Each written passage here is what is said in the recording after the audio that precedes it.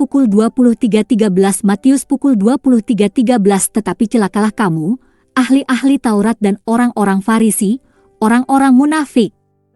Karena Anda menutup kerajaan surga terhadap manusia, dan kamu juga tidak masuk, dan kamu juga tidak mengizinkan mereka yang masuk untuk masuk. Matius pukul 23.13 Komentar, kritik terhadap kepemimpinan agama. Celakalah kamu, guru hukum dan orang Farisi, orang munafik. Ular. Jenis ular beludak. Bagaimana Anda akan lolos dari penghukuman ke neraka? Oleh karena itu saya mengutus Anda nabi, orang bijak dan guru. Beberapa dari mereka akan Anda bunuh dan salibkan, yang lainnya akan kamu cambuk di rumah ibadatmu dan dianiaya dari kota ke kota. Matius 23:13, 33, 34 Kemunafikan adalah akibat dari kesombongan rohani. Bawaan dalam sikap superioritas spiritual adalah penilaian merendahkan orang lain. Alkitab memerintahkan kita untuk menilai diri sendiri dan menilai orang lain. Yesus sendiri menghakimi orang lain dan para pemimpin agama khususnya dalam pernyataannya di sepanjang Matius 23, misalnya. Tetapi penilaian seperti itu harus tidak memihak, tidak berprasangka, didasarkan pada substansi dan bukan penampilan belaka. Seperti yang Yesus katakan, berhentilah menghakimi hanya dengan penampilan dan buatlah penilaian yang benar. Yohanes pukul 7:24 Tetapi para pemimpin agama tidak hanya menghakimi dengan prasangka, tetapi juga lalai menghakimi diri mereka sendiri. Paulus, yang juga seorang Farisi, juga membuat pengamatan ini. Sekarang Anda, jika Anda menyebut diri Anda seorang Yahudi, jika Anda mempercayai hukum dan membanggakan hubungan Anda dengan Tuhan, jika Anda mengetahui kehendaknya dan menyetujui apa yang lebih tinggi karena Anda diperintahkan oleh hukum, jika Anda yakin bahwa Anda adalah penuntun bagi yang buta, terang bagi mereka yang berada dalam kegelapan, instruktur bagi yang bodoh, guru bagi anak-anak, karena dalam hukum Anda memiliki inkarnasi pengetahuan dan kebenaran, Anda, oleh karena itu, yang mengajar orang lain, bukankah Anda mengajar diri sendiri? Anda yang berkhotbah menentang pencurian, apakah Anda mencuri? Anda yang mengatakan orang tidak boleh berzinah, apakah Anda melakukan perzinahan? Anda yang membenci berhala, apakah Anda merampok kuil? Kamu yang menyombongkan hukum, apakah kamu menghina Tuhan dengan melanggar hukum? Seperti ada tertulis, Tuhan, nama-nama Anda dihujat di antara orang bukan Yahudi karena Anda. Roma 2:17-24 Kesombongan menyebabkan seseorang mengabaikan keberdosaannya sendiri. Tetapi mengapa kesombongan menjadi ciri khas para pemimpin agama? Karena dua alasan. Satu, posisi kepemimpinan menarik orang-orang yang bangga. Dua, orang rendah hati yang menjadi pemimpin seringkali menjadi sombong. Ini adalah efek merusak dari kekuasaan. Tuhan seringkali mengatur agar orang yang rendah mengambil posisi otoritas. Ambil Musa, misalnya. Dia adalah orang yang rendah hati, tetapi dia tidak diizinkan masuk ke tanah perjanjian karena tindakan sia-sia yang dia lakukan. Begitu juga dengan Raja Daud. Itu dimulai dengan baik, tetapi berakhir dengan buruk. Ini cukup umum. Bagaimana cara Yesus menghadapi orang yang sombong?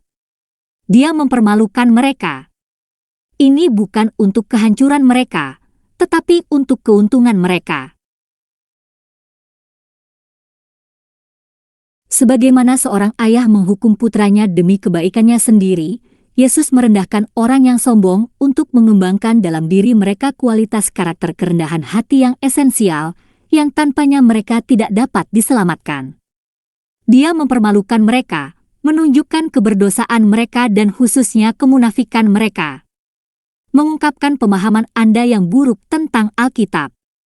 Mengungkap kurangnya cintanya pada individu, menempatkan simbolisme dan upacara di atas pemenuhan kebutuhan nyata orang. Dan menunjuk dirinya sebagai Tuhan dan karena itu otoritas yang lebih besar dari mereka. Mengungkap perilakunya yang berdosa kepada orang lain, menggunakan mereka sebagai paradigma dalam perumpamaan-perumpamaannya. Retorika kritis sebagai reaksi terhadap kritik. Orang yang sombong mungkin tidak banyak bicara tentang isi sebenarnya dari kritik tersebut, jika benar. Jadi, untuk membelokkan masalah, mereka sering menyinggung nada retorika kritis yang digunakan.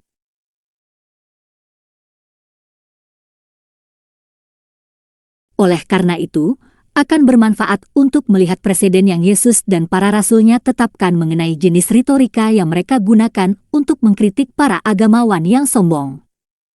Ketika Yesus berbicara kepada para agamawan yang sombong, tampaknya dia tidak menahan diri dalam hal retorika. Retorikanya ekstrim, bahkan menghina. Perhatikan di atas kutipan dari Matius pukul 23:33, kamu ular. Anda keturunan ular beludak. Bagaimana Anda akan lolos dari kutukan ke neraka? Dan demikian juga dengan otoritas sekuler. Saat itu, beberapa orang Farisi datang kepada Yesus dan berkata kepadanya, "Tinggalkan tempat ini dan pergi ke tempat lain. Herodes ingin membunuhmu." Dia menjawab, "Katakan pada rubah itu, saya akan mengusir setan dan menyembuhkan orang hari ini dan besok, dan pada hari ketiga saya akan mencapai tujuan saya." Lukas 13:31-32. Sadarilah, tentu saja, bahwa komentar semacam itu ada dalam konteks kemunafikan yang diamati Yesus dari orang-orang semacam itu.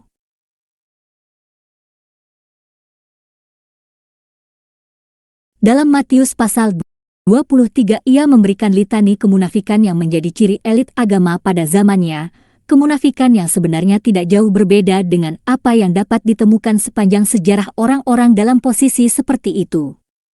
Demikian pula, bahkan ketika Paulus mengkonfrontasi Petrus dengan dosanya, dia tidak sopan tetapi tangguh. Ketika Petrus tiba di Antiokhia, saya menentang mukanya, karena dia jelas salah. Galatia pukul 2:11 dan dia melakukannya di depan umum. Ketika kamu pengakuan iman Tuhan Yesus Kristus, saya mengakui dosa-dosa saya, dan saya bertobat dari dosa-dosa saya, dan saya mengakui Tuhan Yesus Kristus sebagai satu-satunya dan cukup juru selamat hidup saya, menulis nama saya dalam buku kehidupan. Kisah Para Rasul pukul 2:21 dan akan terjadi bahwa setiap orang yang memanggil nama Tuhan akan diselamatkan. Kisah Para Rasul pukul 2:21 Wahyu 21.